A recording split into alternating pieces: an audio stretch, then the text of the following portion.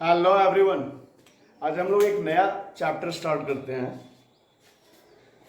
क्या तो higher purchase system,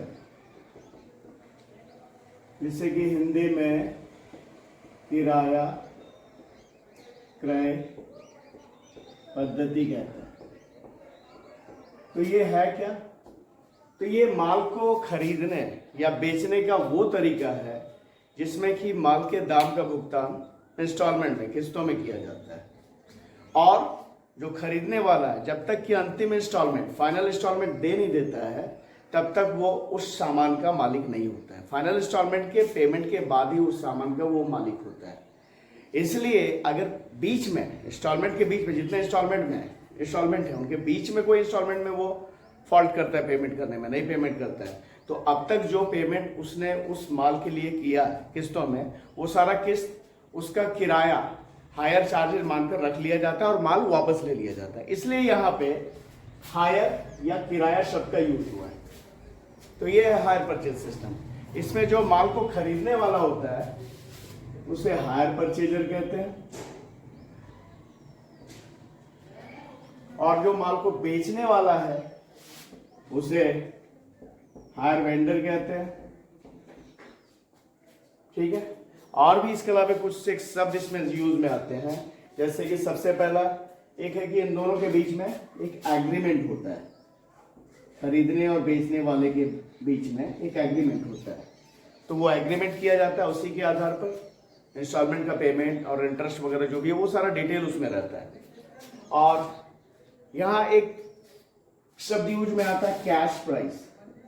cash price का मतलब क्या है कि कैश प्राइस का मतलब है कि उस सामान का अगर एक बार में पेमेंट, तुरंत पेमेंट कर दिया जाए, तो जो उसका जो पेमेंट करना पड़ेगा वो पेमेंट उसका कैश प्राइस होता है। कहने का मतलब उसका जो मार्केट वैल्यू है वो कैश प्राइस होता है। और कैश प्राइस के अलावा एक आता है hire purchase price. Hire purchase price. अब ये हायर परचेज प्राइस क्या है? तो चूंकि ये बताया मैंने कैश प्राइस कि एक बार में अगर पेमेंट करते हैं तो जो पेमेंट करना उस सामान का वो कैश प्राइस है।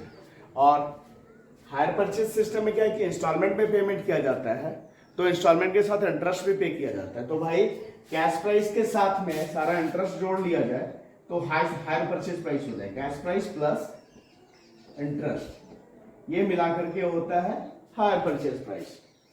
ठीक है। इसके अलावा यहां जब माल खरीदने का एग्रीमेंट होता है, संपत्ति को हायर परचेज सिस्टम के अंतर्गत खरीदने का एग्रीमेंट होता है, उस समय अगर तुरंत कुछ पेमेंट किया जा रहा है, उस पेमेंट को बोला जाता है इनिशियल पेमेंट या डाउन पेमेंट।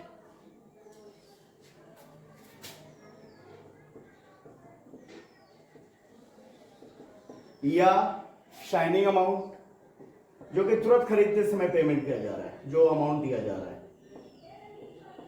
जितना। ठीक है। तो ये सारा वर्ड लगभग ये सारा, और कुछ एक वर्ड लग रहा है अगर छूट गया तो आगे जब हम लोग बनाते चलेंगे आगे इस चैप्टर को, तो वो उस अगर वो ऐसा कोई शब्द लगेगा जो छूट गया बताने में अभी, तो वो आगे मैं बता दूंगा आपको। तो यही सारे शब्द का इस्तेमाल आमतौर पर यहाँ पे होता है। अब है कि यहाँ पे खरीदने और बेचने वाले के बुक में जो जर्नल एंट्रीज होते हैं वो हम लोग देखते हैं।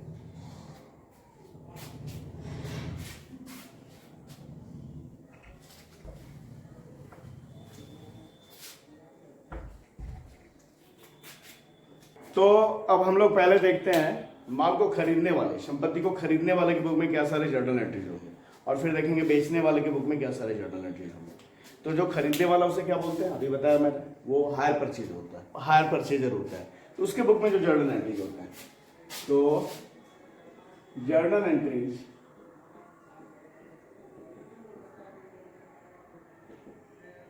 इन the books of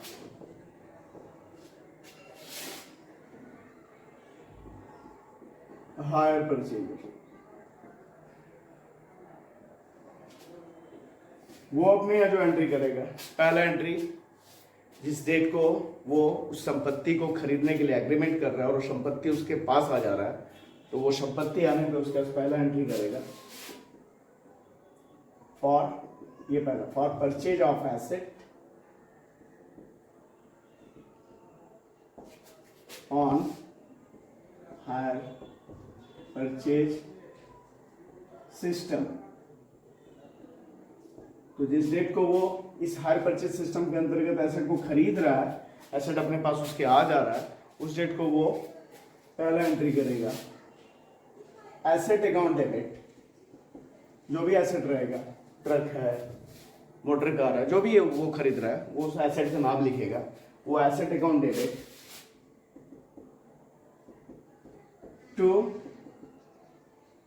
higher vendor account, बेचने वाले का नाम लिखेगा यहां। और जो उस एसेट का कैश प्राइस, उस कैश प्राइस को यहां पे लिख देगा, ठीक है, अमाउंट में। Being asset purchased on hire purchase system, HPS लिख दिया मैंने, है ना। हायर परचेज सिस्टम के अंतर्गत एसेट खरीदेगा, ये पहला एंट्री करेगा। उसके बाद में अगर वो तुरंत कुछ अमाउंट पे कर रहा है, वो जो बताया मैंने, इनिशियल अमाउंट या डाउन पेमेंट या साइनिंग अमाउंट, तुरंत जो पेमेंट कर रहा है एसेट को लेते समय, उसके लिए entry number 2, for making down payment. तो डाउन पेमेंट करेगा तो क्या करेगा एंट्री उसके लिए, hire vendors account debit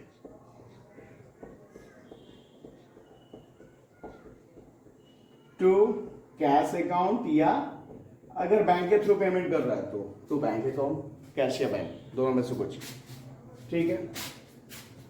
being down payment made, ये एंट्री हो गया। उसके बाद में ये दोनों एंट्री तो बिल्कुल शुरुआत में, और आमतौर पे जो सवाल में दिया रहता है, एग्रीमेंट जो होता है साल के शुरू में होता है, तो आमतौर ये जो एंट्रीज रहेंगे वो अप्रैल 1 को होंगे, एसेट को लेने का और दूसरा डाउन पेमेंट करने का। और इसका किस्त जो है मंथली, क्वार्टरली, हाफ ईयरली या ईयरली हो सकता है, पर जो सवाल में आमतौर पे मिलेगा वो ईयरली जो इंस्टॉलमेंट है, किस्त है, वही दिखेगा।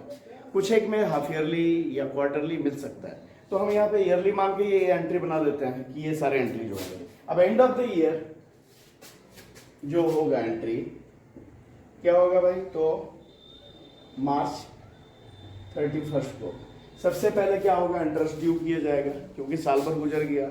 अब साल भर के बाद में क्या बनेगा, जो कैश प्राइस है, जो बाकी कैश प्राइस है, जैसे कि डाउन पेमेंट जो कर दिया गया, उस डाउन पेमेंट को करने के बाद जो अमाउंट कैश प्राइस का बचा है, वो कैश प्राइस पे इंटरेस्ट चार्ज होगा, जो भी सवाल में दिया रहेगा, तो वो इंटरेस्ट के लिए एंट्री होगा, हायर परचेज होगा, वो इंटरेस्ट इसे देना पड़ेगा। तो एंट्री क्या करेगा अपने यहाँ पे लिखते हैं फॉर इंटरेस्ट, तो उसके लिए क्या एंट्री करेगा, उसके लिए एंट्री करेगा ये इंटरेस्ट अकाउंट डेबिट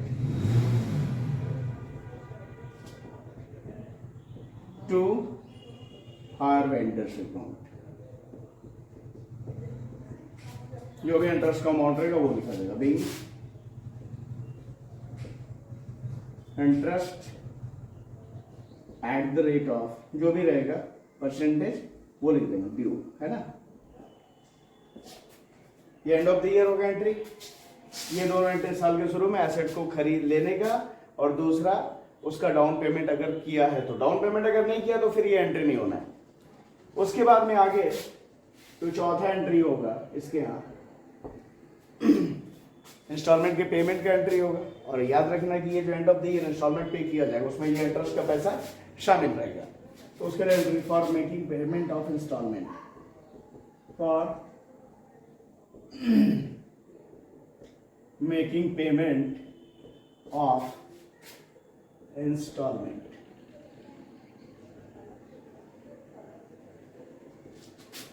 तो उसके लिए क्या एंट्री करेगा, उसके लिए एंट्री करेगा hire vendors account debit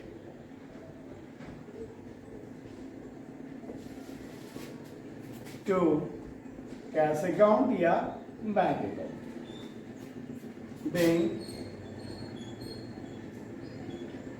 payment of instalment,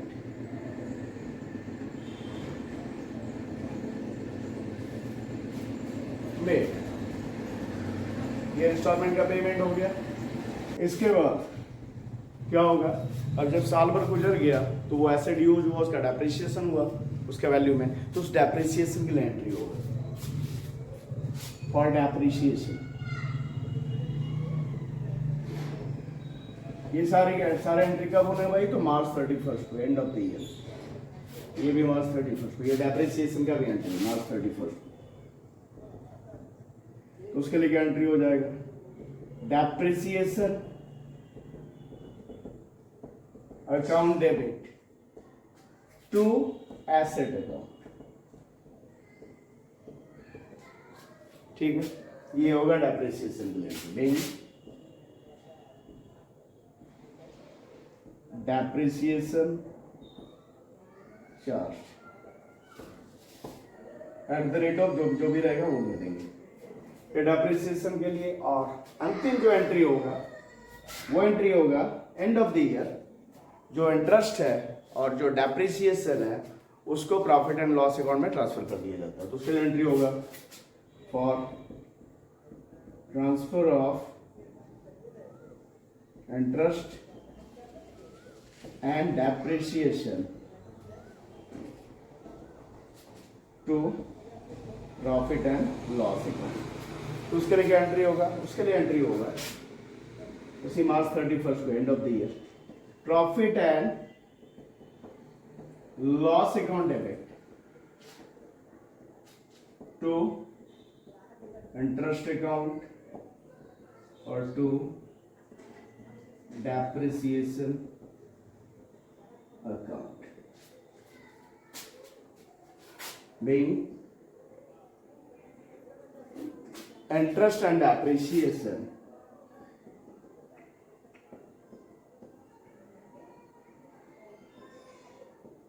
transferred to profit and loss account। ये हो गया। तो ये एंट्री परचेजर के बुक में होगा। ये तो पहले साल होगा। अब आगे के साल में जितने साल तक वो इंस्टॉलमेंट चल रहा है क्या एंट्री होगा भाई, तो ये पहला 1 नंबर एंट्री और 2 नंबर एंट्री, ये दोनों नहीं होना है। एसेट को खरीदने का जो जिस टाइम एग्रीमेंट अगर होकर एसेट उसके पास आया वो एंट्री पहला एंट्री, और दूसरा एंट्री जो डाउन पेमेंट इनिशियल पेमेंट का वो एंट्री नहीं होगा। बाकी 3 नंबर 4 नंबर 5 नंबर 6 नंबर, कहने का मतलब इंटरेस्ट का, फिर डाउन या इंस्टॉलमेंट का पेमेंट का, फिर डेप्रिसिएशन का, और फिर and of the year profit and loss account में इंटरेस्ट और डेप्रिसिएशन का ट्रांसफर करने का एंट्री होगा आगे के साल में। सीधा सा बात है कि आगे के वर्षों में जब तक इंस्टॉलमेंट चलेगा 3 नंबर 4 नंबर 5 नंबर और 6 नंबर एंट्री किया जाएगा। अब हम लोग देखते हैं वो जो इंटरेस्ट कैलकुलेट होगा, जो इंटरेस्ट दिया जाएगा हायर परचेजर द्वारा हायर वेंडर को, वो इंटरेस्ट कैलकुलेट किस तरह से हो जाएगा, क्या फॉर्मूला होगा यहाँ पे कर लेते हैं। अगर वो ईयरली इंस्टॉलमेंट पे होना है तब तो भाई इंटरेस्ट बराबर अनपेड अमाउंट, जो भी अमाउंट बकाया है कैश प्राइस का, वो मल्टीप्लाई रेट डिवाइडेड बाय 100, इस तरह से इंटरेस्ट कैलकुलेट हो जाएगा अगर वो एनुअली हो रहा है ना। लेकिन अगर वो कुछ मंथ के लिए इंटरेस्ट पे किया जा रहा है तो उस स्थिति में क्या होगा, इंटरेस्ट बराबर unpaid amount multiply rate multiply जो टाइम है 2 मंथ 3 मंथ जो भी है, divided by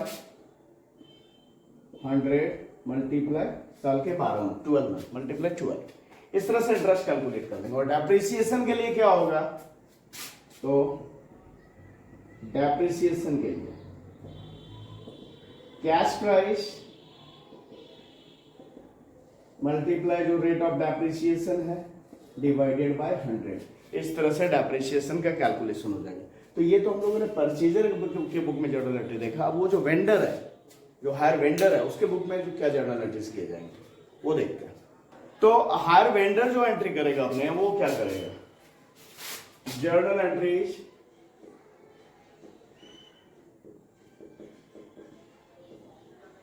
in the books of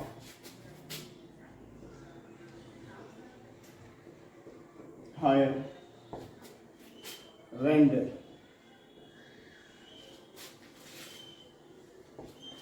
वो सबसे पहले वो जो सामान बेचने का जिस समय एग्रीमेंट होगा और वो जो सामान उसे खरीदने वाले को वो दे देगा, उसके सुपुर्द कर देगा, उस समय पहला एंट्री होगा।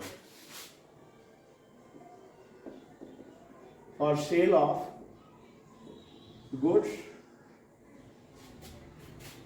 On hire purchase system, HPS, hire purchase system. इसके लिए जो बेच रहा है इसके लिए गुड्स है, जबकि खरीदने वाले के लिए वो एसेट है, इसलिए वो उस एसेट का नाम लिखेगा अपने यहाँ, जबकि ये सेल्स टर्म का यूज करेगा। वो परचेज टर्म का, परचेजर जो है परचेज टर्म का यूज नहीं करेगा, क्योंकि वो गुड्स नहीं खरीद रहा है, एसेट खरीद रहा है।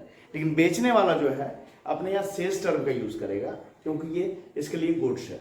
ठीक है, तो ये जो पहला एंट्री करेगा जब बेचेगा बिगिनिंग ऑफ द ईयर, अप्रैल 1 को या जनवरी 1 को, जब साल का शुरुआत होता है, तो पहला एंट्री क्या करेगा अपने यहाँ करेगा हायर परचेजर अकाउंट डेबिट। अगर नाम रहेगा उसका तो नाम लिखेंगे, टू सेल्स अकाउंट। ठीक है, being goods sold on hire purchase system. इसके बाद में अगर कोई डाउन पेमेंट, इनिशियल अमाउंट दिया जा रहा है, शाइनिंग अमाउंट दिया जा रहा है, तो उसके लिए एंट्री उसी साल के शुरुआत में अप्रैल 1 को, second entry for down payment साल के शुरुआत में। क्या तो cash account debit to hire purchaser account being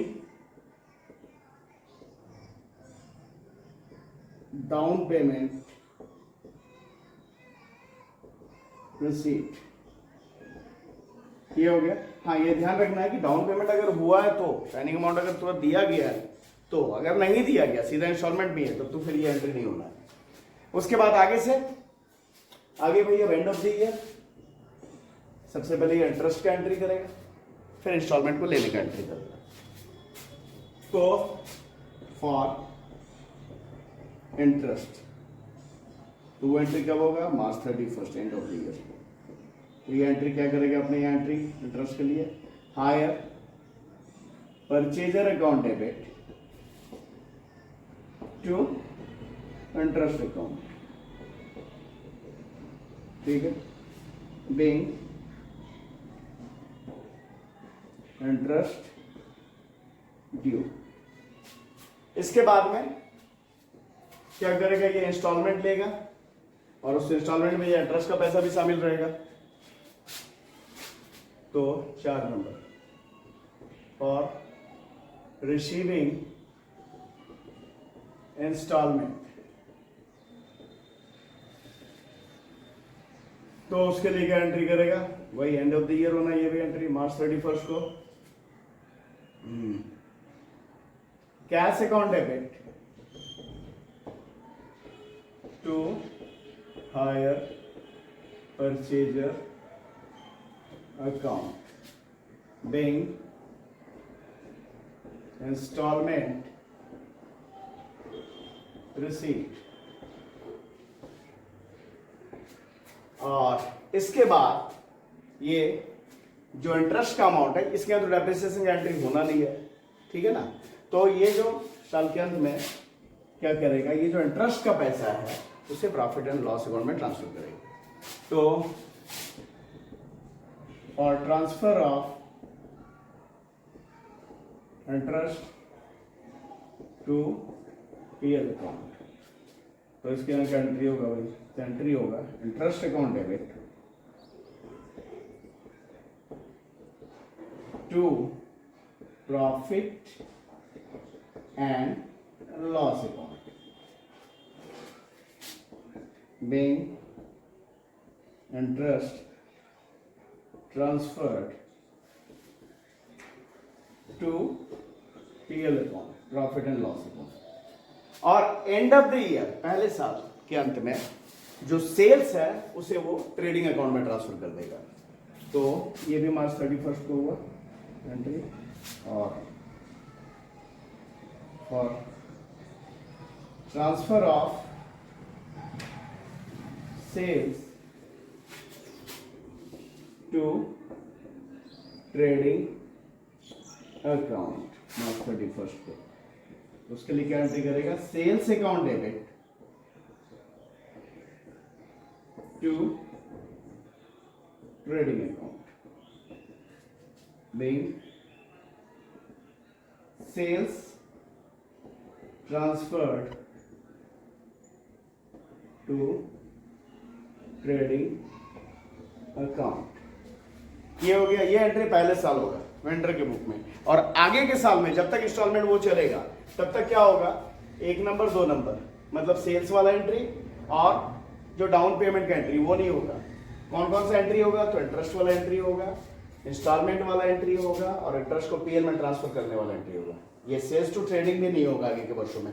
मतलब एंट्री नंबर 3, 4 और 5 जब तक इंस्टॉलमेंट चलेगा तब तक ये एंट्री रिपीट होते रहेंगे। ठीक है, तो इस वीडियो में इतना ही। अगर ये समझ में आया आपको तो वीडियो को लाइक करें, चैनल को सब्सक्राइब करें।